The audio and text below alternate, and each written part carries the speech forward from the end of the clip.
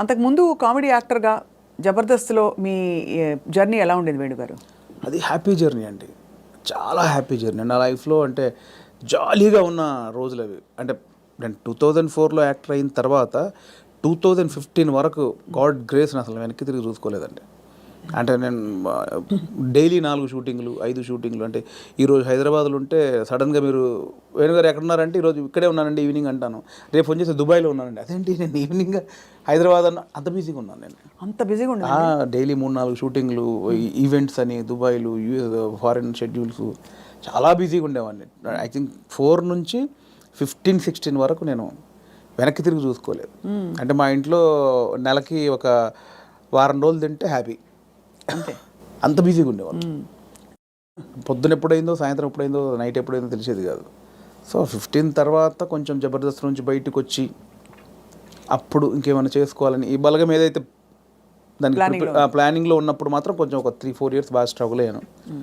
So కానీ ఎలాగా అంటే మీరు చెప్పారు కదా, అంటే మీరు మట్టిలోంచి పుట్టిన కుటుంబం మీది, మరి మీరు పొట్టకోటి కోసం అయినా పని చేయక తప్పదు. అవును. మరి ఒకవైపు ప్లానింగ్, ఇంకోవైపు యాక్టింగ్ ఆపర్చునిటీస్ వదులుకోవాలి. అప్పుడు మీకు సంఘర్షణ వచ్చిందా? అయ్యో చాలా అండి. అదే అంటే యాక్చువల్లీ నేను 2013లో జబర్దస్త్ స్టార్ట్ అయింది. అప్పుడు పీక్స్ నేను యాక్టింగ్లో, స్టేజ్ షోలని, యాక్టింగ్ అని చాలా పీక్స్. ఆ జబర్దస్త్కి వెళ్ళిన తర్వాత మేము ఎక్స్పెక్ట్ చేయలే. మాది స్టార్టింగ్ స్టేజ్, మాది స్టార్టింగ్ టీం, మాది ఎక్స్పెక్ట్ చేయలేదు. యాక్చువల్గా జస్ట్ ఒక 13 days, ఒక 4 రోజులు ఇవ్వండి చాలు అని తిరిగేవాళ్ళు, మా వెనకాల తిరిగేవాళ్ళు. సో ధనరాజు, మా చంద్ర అప్పుడు కొత్తవాడు, ఇంక వాడు రాలా అసలు. ధనరాజు నన్ను పక్కగా పట్టుకున్నారన్నమాట వాళ్ళు. అంటే మేము ఇద్దరే అంతకుముందు స్కిట్లు చేసాం, స్మోక్ టీవీ అని అవన్నీ చేసాం. సో వీళ్ళని పట్టుకోవాలని చాలా పట్టుకున్నారు. నేను కన్విన్స్ అవ్వాల, ఎందుకంటే సినిమా నేను అప్పట్లో కొంచెం టీవీ అంటే టీవీకి వెళ్తే సినిమాకి రాలేరేమో అనేది ఉంది. ఇప్పుడు లేదు. ఇప్పుడు స్క్రీన్ అనేది ఉన్నది తప్ప big screen, small screen, phone screen లేదు. ఇప్పుడు స్క్రీన్ అంతే. అప్పుడు ఆ వేరియేషన్స్ ఉన్నాయి. సో అప్పుడు 13 రోజులు మంచి అమౌంట్ ఎక్స్పెక్ట్ చేయని అమౌంట్ ఒకటి. 4 days కదా అని లైట్గా కమిట్ అయ్యాం. ఆ 4 daysలో 13 episodes మీకు తెలుసు. అది జబర్దస్త్ స్టార్టింగ్ 18 రేటింగ్. అంటే గురువారం వస్తే వెయిట్ చేసేవాళ్ళు, గురువారం కోసం ఒక టీవీ షో కోసం వెయిట్ చేసేవాళ్ళు. సో 13 days తర్వాత మళ్ళీ బతిలాడి ఇప్పుడు అనుకున్న అమౌంట్ కంటే డబ్బులు పెంచారు. సరే అని మళ్ళీ 13 చేసాం, 27 episodes చేసాం. ఆ తర్వాత ఇంకా అది జబర్దస్త్ ఎట్లా అయిపోయిందంటే తెలుగు రాష్ట్రాల్లో గురువారం వస్తే ఏంటి అనేది. ఇప్పుడు స్కిట్లు రాయడం అది కూడా ఎలా జరిగేది? అది ఉండేది. సో అప్పుడు ఏంటంటే, అప్పుడు ఇంకా ఇది మీకు తెలియట్లేదండి, ఇది చాలా అద్భుతం, మీకు ఎంత అంటే అంత ఇస్తాం, మీరు కంటిన్యూ చేయండి అన్నారు. అప్పుడు నేను ఏంటంటే, నాకు సినిమా అనేది, నేను సినిమా కోసం వచ్చాను, ఇది చాలా బాగుంది, చాలా డబ్బులు ఇస్తున్నారు, ఇంటింటికి గడప గడప వెళ్ళాం, రీచ్ అయ్యాం, ఇంత డబ్బులు వస్తున్నాయి, అటు షోలు, రెమ్యునరేషన్ అన్నీ వస్తున్నాయి, కానీ నాకు సంబంధించింది పోతుంది. అవును, నేను సినిమా అనుకున్నాను, దీనికోసం రాలేదు, ఇటు పోతే నా సినిమాకు దూరం అవుతాను, దీని నుంచి బయటకు వచ్చాను అండి. అబ్బా చాలా పెద్ద ఇదండి. మామూలుగా సెటిల్ అయిపోతాం మనం, పైసలు వస్తున్నాయి కదా, ఎందుకు బై నీకు అందుకని బయటికి వెళ్ళాక 1.5 year తర్వాత ఇది రైజ్ అయిపోయింది. అంటే ఇంటర్నెట్ ఫ్రీ అయిపోయి ప్రతి ఒక్కరికి సెల్ ఫోన్ చేతిలోకి వచ్చేసి ఇది వైరల్ అయిపోయింది. అప్పుడు ఏమైంది, నేను జబర్దస్త్ కొన్ని చేశాను కాబట్టి సినిమాలో కొంచెం దూరం అయిపోయా, టీవీకి వెళ్ళడం వచ్చేసి. అవును ఇది వచ్చేసిందని నేను దాన్ని పక్కన పెట్టేసి సినిమాకి వచ్చేసరికి ఇది పక్కకు పెట్టేశారు. అరే ఇలా అయింది ఏంటి అని కసిలో మళ్ళీ ఒక 1 year చేసాం. అవును, మీరు తిరిగి వచ్చినప్పుడు అయితే వెల్కమ్గా తీసుకున్నారు మిమ్మల్ని, తీసుకున్నారు. మళ్ళీ 1 year చేసిన తర్వాత అప్పుడు ఇంకా మైండ్లో డబ్బు అని మళ్ళీ ఇటు వెళ్ళినోని మళ్ళీ ఇటు వచ్చా, ఇక్కడ మళ్ళీ డబ్బు కోసం వచ్చా, బట్ లోపల మాత్రం ఇది కాదని నన్ను వేధిస్తుంది అనమాట. మళ్ళీ బయటకు వచ్చాను. ఆ మళ్ళీ బయటకు వచ్చిన తర్వాత 2015 మిడ్లో బయటకు వచ్చామండి. అప్పటి నుంచి అరాకొర అప్పటి నుంచి స్ట్రగుల్ స్టార్ట్ అయింది. ఆ 15 మిడ్లోంచి 2020 వరకు ఆ 4 years ఇటు లేక అటు లేక ఆ 4 years బాగా స్ట్రగుల్ అయ్యాను. అది ఇక మేజర్ నా కెరియర్లోనే వెరీ బ్యాడ్ పీరియడ్. అంటే తినడానికి ఉండడం వేరు, అది వేరు, బట్ మైండ్ బిజీగా ఉండడం మెయిన్ ఇంపార్టెంట్. అవును, మైండ్ బిజీ, మనం అసలు ఎటు వెళ్తున్నాం అని ఒక తెలుస్తుంది కదా లోపల. పొద్దున 6 గంటలకు వేస్తే స్టాఫ్ వచ్చారా, పొద్దున 12 గంటల వరకు ఈ షూటింగ్, మధ్యాహ్నం ఆ షూటింగ్, దుబాయ్, ఇటు ఆస్ట్రేలియా, ఇవి అన్నిట్లో ఈ స్కిట్ల బిజీ ఉంటుంది. ఇప్పుడు మీరు ఇందాక అడిగారు స్కిట్లు, మినిమం ఒక స్కిట్ రాయడానికి 2 రోజులు పట్టేదండి. ఎవరు రాస్తారు? నేను, నా టీమ్ మెంబర్స్, ఎవరైనా ఒక రైటర్, అంటే మనకు సింక్లో ఉన్న మెయిన్ టీమ్ లీడర్ దగ్గరనే ఉంటుందండి. ఇంప్రూవ్ అని ఉంటుందండి యూఎస్లో, అంతా ఉంటుంది. ఇది 100% ఇంప్రూవేషనే స్క్రిప్ట్ అండి, స్క్రిప్ట్ రైటింగ్ ఏ ఉండదు. సో మీకు దానికి నేపథ్యం మీరు Depends థియేటర్కి అది. వెళ్ళారా?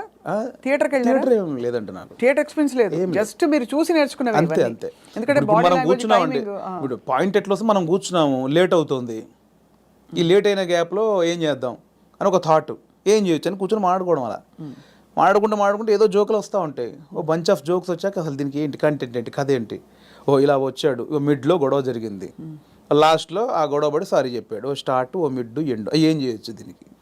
అలా కూర్చి స్కిట్ రాయడమే, అలా టీం అంతా రాయడం, ఆలోచన ఎక్కడైనా పాయింట్ వస్తుంటుంది. అది టైమింగ్ ఎడిటింగ్ లో అసలు అంటే మా టైంలో అయితే ఎడిటింగ్ సెన్స్ లేకుండానే దింపేసేవాళ్ళం అండి. నింపేశారు. ఇప్పుడు ఎలా ఉందో నాకు తెలియదు. నా ధనరాజు కానీ, నేను కానీ, అప్పుడు రాఘవ్ గారు కానీ, చంద్ర కానీ, అంటే అప్పుడు ఇప్పుడంటే పాపం వాళ్ళు జబర్దస్త్ వాళ్ళకి ఇప్పుడు వాళ్ళకి ఏమైందంటే కొన్ని వేల పాయింట్లు టచ్ చేశారండి. అవును. ఎన్ని స్కిట్లు అయి ఉంటాయి, కొన్ని వేల స్కిట్లు అయి ఉంటాయి, వేల పాయింట్లు టచ్ చేశారు. ఇంకేం చేయాలో అర్థం కాక వాళ్ళకి. అవును. అప్పుడు మేము కొత్త కాబట్టి మాకు అన్ని కొత్తయే, ఆల్ పాయింట్స్. ఇప్పుడు అత్తా కోడళ్ళు ఓ 100 పాయింట్లు ఉంటాయి, అప్పుడు మాకు అవన్నీ కొత్త. ఇప్పుడు అత్తా కోడలు చేయమంటే ఏది చేసినా కూడా ఆల్రెడీ చేసినట్టే ఉంటుంది. సో అట్లా మాకు చాలా పాయింట్స్ దొరికేవి. ఇప్పుడు చంద్ర మొత్తం ఫ్యామిలీస్ మీదకి వెళ్ళిపోయేవాడు, నేను అన్నీ కొంచెం టిపికల్గా ఉండాలి, అరే నేను ఈ కొంచెం కొత్తగా ఏదో చేసేవాడిని, ధనరాజు ఇంకో, అట్లా ఎవరి కేటగిరీ వాళ్ళకు ఉండేది. సో అప్పుడు పోటాపోటీ బాగా చేసాము. సో ఆ 15 నుంచి బయటకు వచ్చాక అంత మంచి రెమ్యునరేషన్స్ కానీ, ఈవెంట్స్ కానీ, మీకు తెలుసు ఈవెంట్స్ ద్వారా మంచి ఆర్టిస్టులకు మంచి ఆదాయం ఉంటుంది, చాలా బాగుంటుంది. అదే కదా. సో అటు ఇటు మిస్ అయ్యి ఈ 15 నుంచి 20 వరకు నేను దాదాపు మీరు ఎక్స్పెక్ట్ చేయలేని అమౌంట్ మిస్ అయిపోయాను. సో ఆ లోపల అది ఉంటుంది, అది బాధ అనమాట, తిండికి బాధ కాదు. అనవసరంగా దాంట్లోంచి బయటకు వచ్చావు, ఇప్పుడు ఇంత పోయింది, ఇప్పుడు ఇది లేదు అది లేదు. ఇప్పుడు మన బతుకులకి నువ్వు వచ్చిన నేపథ్యానికి అది చాలా పెద్ద అమౌంట్. దాన్ని మిస్ అయిపోయామే, తప్పు చేసామా, ఒప్పు చేసామా, అనవసరంగా సినిమాని ఓ పెద్ద బిల్డప్ ఇచ్చుకొని బయటకు వచ్చావు, ఇక్కడ ఇది లేదు, అక్కడ అంతా సాలిడ్ అమౌంట్ మిస్ అయిపోయి ఏంట్రా తప్పు చేసామనే గిల్ట్ ఒకటి ఉంటుంది చూసారా, ఆ గిల్ట్ ఎక్కువ పోయాను అనమాట. అవును, లక్షల సంపాదన వదులుకోవడం అంటే ఈజీ విషయం కాదు. అండ్ ఇప్పుడు పొద్దున్న లేవగానే ఇంకొకటి అండి, ఒక బిజీ పర్సన్ మీరు ఉన్నారు స్వప్న గారు అంటే, మీరు ఇంకా మిమ్మల్ని కట్టేసినా కూడా మీరు ఆగలేరు, ఎందుకంటే మనకి అంత ఉంది, అంత పని చేసేవాళ్ళు పొద్దున్న లేవగానే మనం ఏం పని లేదంటే ఎలా ఉంటుంది. అదే బిగ్గెస్ట్ కామెడీ స్కిట్లా ఉంటుంది. అంతే, అది దానంత నరకం ఉండదు. పొద్దున్న లేవగానే ఆ స్కిట్, షూటింగ్, అట్ట ఇట్ట మైండ్ అలా పరిగెట్టి పెట్టే మైండ్కి ఏమీ లేదంటే అది దానంత నరకం ఇంకోటి ఉండదు. అలా ఒక 3 సంవత్సరాలు ఫేస్ చేసిన తర్వాత ఆ ఫ్రస్ట్రేషన్లోంచి వచ్చిన ఐడియానే బలగం. అంటే ఇన్ని రాసాము, నేను చాలా సినిమాలకు అంటే చాలా సినిమాలు కాదండి, నా ఫ్రెండ్స్ డైరెక్ట్ చేస్తా ఉంటే వాళ్ళకు నేను సబ్జెక్ట్లో కూర్చునేవాడిని, కామెడీ ట్రాక్స్ రాసి ఇచ్చేవాడిని. అండ్ సినిమాలో మేము కామెడీ సినిమా షూటింగ్ చేస్తూ ఉంటే ఏదైనా మనం ఇంప్రూవ్ చేసిన పంచ్ ఉంటుంది, అది స్క్రీన్లో చూస్తే పేలింది అంటే నాకు ఆలోచించే ఉంది. ఇప్పుడు స్కిట్లు నేను ఆల్మోస్ట్ 100 స్కిట్లు రాసా, వర్కౌట్ అయినా చాలా, అంటే నా ఆలోచన నుంచి పుట్టినాయి కదా. సో నాకు నేను ఎందుకు చేసుకోకూడదు అంటే, ఎప్పుడు ఒక అవకాశం ఒకరు ఇస్తారు, డెఫినెట్లీ అందరు ఇస్తేనే ఇక్కడ దాకా వచ్చాను. బట్ ఇప్పుడు ఇంత మనకు ఒక నాలెడ్జ్ వచ్చిన తర్వాత కూడా వెయిట్ చేయడం ఎందుకు అనేది ఆ 3 సంవత్సరాలు వచ్చిన ఇది. అక్కడ సరే నేనే హీరోగా చేసుకుందాం, నేనే రాసుకుందాం, నాకు ఒక కథ రాసుకుందాం, నన్నే ఇలా ప్రజెంట్ చేసుకుంటే దాన్ని చూసి వేషాలు వస్తాయి మళ్ళీ అనే దాంట్లో నేనే ఒక పాయింట్ అనుకుందామని స్టార్ట్ చేసిన జర్నీ. ఒక 3-4 పాయింట్లు అనుకొని అవన్నీ రెగ్యులర్గా ఉన్నాయి. ఇలా అయితే నన్ను ఎందుకు చూస్తారు, చాలామంది అలా వస్తున్నారు కదా, నన్ను చూడాలంటే మళ్ళీ నేను కొంచెం బ్యాక్వర్డ్ అయి ఉన్నాను, ఇప్పుడు నన్ను కొత్తగా చూడాలి, కంప్లీట్ ఆపోజిట్గా చూడాలి, అది ఏం చేయొచ్చు, చాలా సాహసోపేతమైన జర్నీ అది. అలా ఏం చేయొచ్చు అన్న పుట్టినప్పుడు థాటే ఒక చావులో ఎలా ఉంటుంది అంటే, నేను మా నాన్న జరిగిపోయినప్పుడు ఉన్న సిచ్యువేషన్స్ అన్నీ ఫనీగా చూసాను. ముందు ఎమోషన్ కాదు, అది ముందు ఫనీగా చూశాను. అంటే ఇప్పుడు తెలంగాణలో ఏంటంటే చేదునూరు అని ఉంటుంది, అంటే చుట్టం చూపు వాడు వచ్చినప్పుడు వాళ్ళని ఓదార్చిన తర్వాత చేదునూరు అనేది ఉంటుంది. అంటే ఇంత మందు తీసుకొచ్చి, ఇంత చికెన్ మటన్ తీసుకొచ్చి నా వంతుగా నీకు ఒక భరోసా ఇచ్చి, నీ బాధని తొలగించి ఈ వచ్చిన వాళ్ళు ఇస్తారు.